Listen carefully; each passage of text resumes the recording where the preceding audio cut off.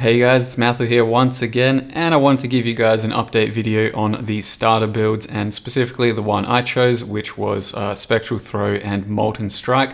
However, you can see here that I'm doing quite a lot of Frostblading instead. The start of the Abyss and War for the Atlas League and expansion has been pretty hectic, pretty crazy, and overall just a lot of fun. Probably the best expansion and league we've had to date, but that does quite largely coincide with a lot of the new stuff that came out in support gems, reworked gems, a few new gems, and endgame content.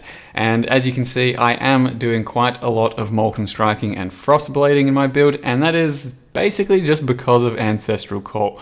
Ancestral Call as a support gem is insane. It has been a lot of fun, and you get it right from level 4, which really does help and aid your leveling process right from the get-go and make things so much smoother and so much more fun. And likewise, you get Spell Cascade at level 4, so I think overall the leveling process at the very beginning of the game should be so much more fun and so much more easy, enjoyable, all of that, and that is because of the Tidal Island quests that you get at level 4 of Ancestral Call and Spell Cascade. Now, as you can see, I am doing a lot of Frostblading. However, my intention with this character was to be Spectral Throw and Molten Strike, but ever since I got Ancestral Call at level 4, slapped it in with Frostblades, it felt like it was doing a lot more work on the lower end of gear than I think Spectral Throw ever would. So you don't need an LMP, you don't need a volley or whatever, you just attach an Ancestral Call, and that does make your clear a lot better, your single target a lot worse, but that's why we have Molten Strike to go with our build. And so far, I really cannot recommend it enough. I do think most people leveling a Ranger or this type of character should do Frostblades paired with Ancestral Call right from the get-go, and then transition into whatever else you're doing. I think Spectral Throw could still well be the best option for the character in the complete end game, but that's going to take a lot more gear, I think, and a lot more damage to really make it competitive with what this Frostblades currently does. And you can see it does clear up all these little abysses, cracks in the ground as I kind of call them, just quite nicely. As well as that, Ancestral Call attached to Molten Strike is also one of the most insane things out there at the moment. So Ancestral Call, though, I should mention, I suppose, if you don't know what it is, basically just gives you an extra 2 copies of your attack to the 2 nearest things that it can possibly attack. And with Molten Strike, you can see that it just throws out so many extra balls. It goes for some targets near you, a couple of extra, and then basically mirrors your attack and throws out just as many balls. And one of the other cool interactions is, for the most part, Ancestral Call should nerf your single target, because once you're just against a single target, you're not going to get 2 extra copies, you're only going to get 1 because there's not extra things to attack.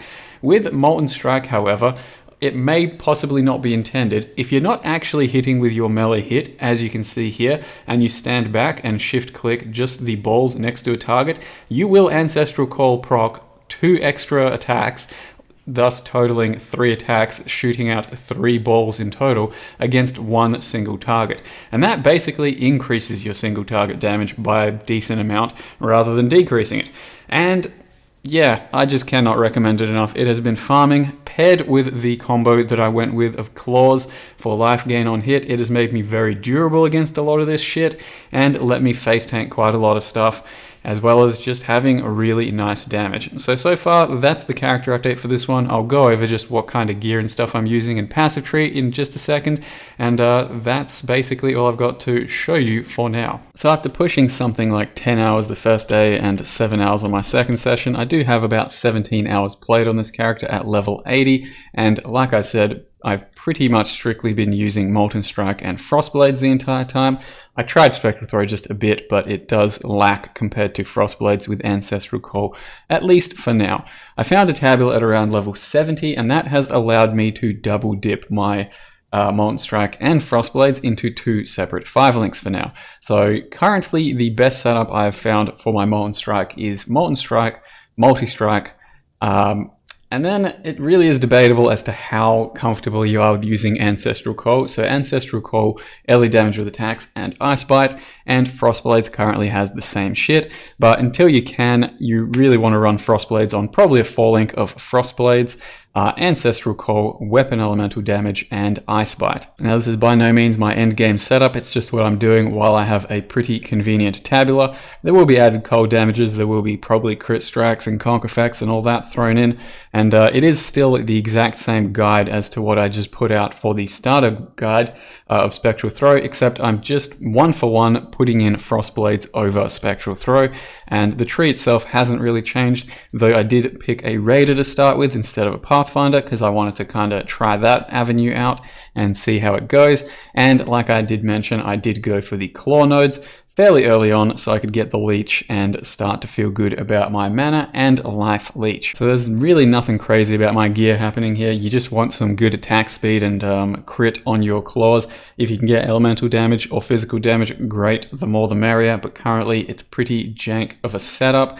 And then you just try and get life and resist everywhere else you can. A bit of flat damage goes a long way on your jewelry, and some crit multi as well on your neck is really nice.